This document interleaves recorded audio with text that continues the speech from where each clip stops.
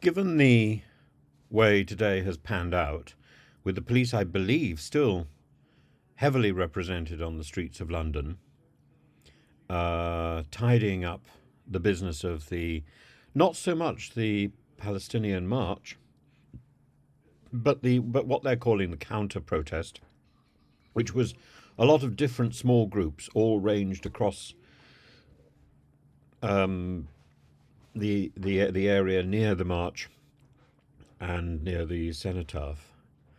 One of the areas was in Pimlico, where a cameraman had his camera knocked out. A television cameraman had the camera knocked out of their hands by one of these EDL right wing nebulous groups, by somebody from one of those groups. And the question has to be asked, because so much of this has been whipped up by Suella Braverman, whether or not the country feels safer with this sort of thuggery and recognizes that it can be traced back to Suella Braverman's vicious, divisive rhetoric. There will be those who will say it's got nothing to do with Suella Braverman, that Suella Braverman was simply responding to the issues on the ground. But it is demonstrable. Last week, I think there were about 34 arrests. This week, there are almost no arrests from among the Palestinian supporters, from among the supporters of Gaza.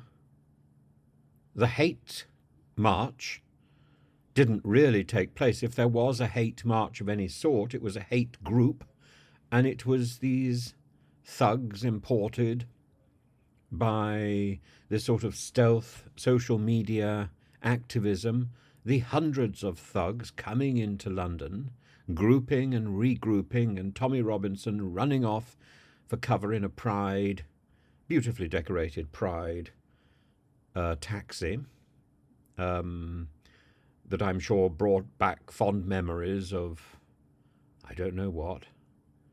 But it's ironic. It's ironic, and there will be people who say, yeah, it wasn't as bad as it could have been. It wasn't, because the police were working so hard. Now, I think in the next few days, people are going to start calculating how much this police effort has cost us, how much wasted money it has cost us, how that money could have been much better spent. It could have been donated to the Palestinian aid. It could have been donated to the homeless. It could have been donated to the police. It could have been donated to the NHS, to the doctors and nurses who so badly need it. Instead, we have wasted that money on some sort of indulgence. What? Putting everybody at risk, making the country feel nervous and anxious.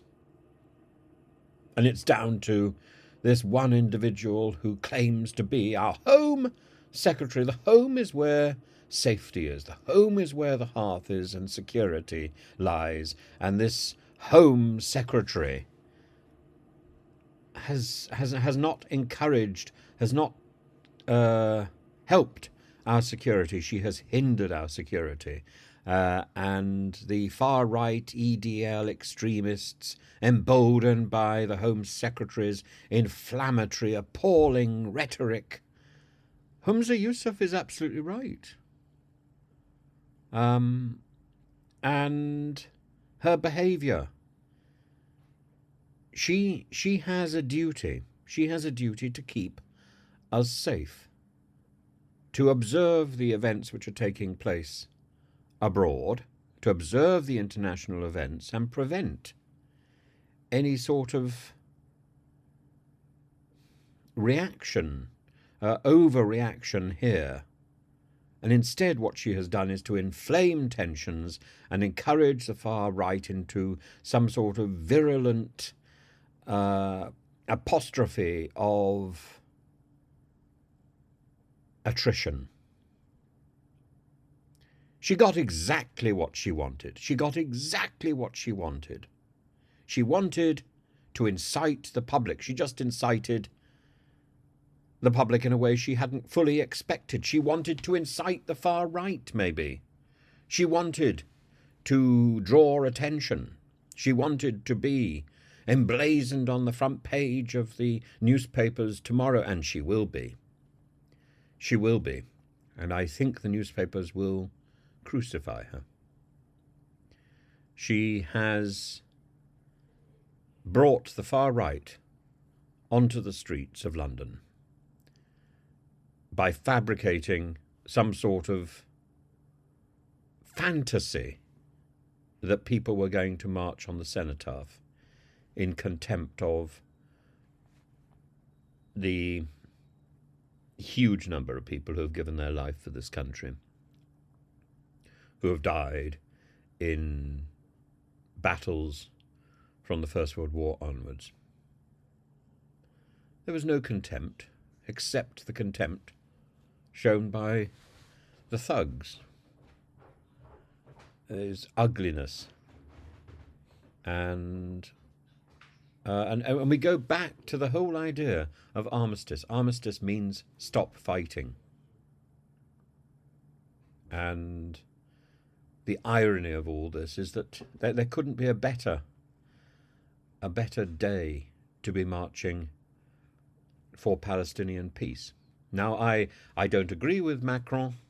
I don't think he's right to be calling for a ceasefire. I don't think that's the right approach. I think one needs a much broader call for peace, and I think one needs to build on the calls for humanitarian corridors, for pauses. A ceasefire is one specific direction, one specific and legal framework.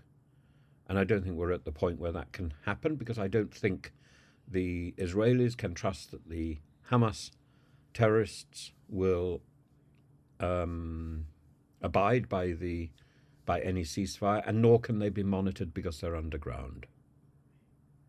I think a ceasefire is a hope, but it's not something to call for at this particular moment. What we should be calling for is peace. What we should be calling for is a demonstration of humanity by Israel. And we should be calling for a cessation of war. That certainly. But these are the tools of the broader canvas. Peace, a cessation of war. And if we're calling for anything specific, it's the opening of the gates into Israel. It's Israel taking a humanitarian responsibility to help particularly those who have been caught in hospitals, who are sick and injured and need help. And that, I think, is something that's a call that could be very effective. A ceasefire, calling for a ceasefire, calling for that specific demand at this moment, without calling, for example, for Hamas to surrender all the hostages. That would also work, and that would lead automatically to a ceasefire, I think. But without that, a ceasefire is just words, and if anything is likely to make Netanyahu more defiant, more determined. And Netanyahu is someone who is clinging on to power by his fingertips. He has embarrassed himself already, and I don't think at the moment he has a lot to lose, and that's dangerous, as we have seen with Putin. Calling for these very specific, big gestures is not helpful. Calling for the much bigger, the much bolder demands, the global demands for peace, for cessation of war, and calling for much smaller, targeted demands which can be granted by Israel, that I think is reasonable. Everybody wants a ceasefire, but in fact, everybody wants peace. A ceasefire may be part of that. But calling for a ceasefire is too specific. I think Macron is wrong. Macron should be calling for peace. Macron should be calling for a cessation of war.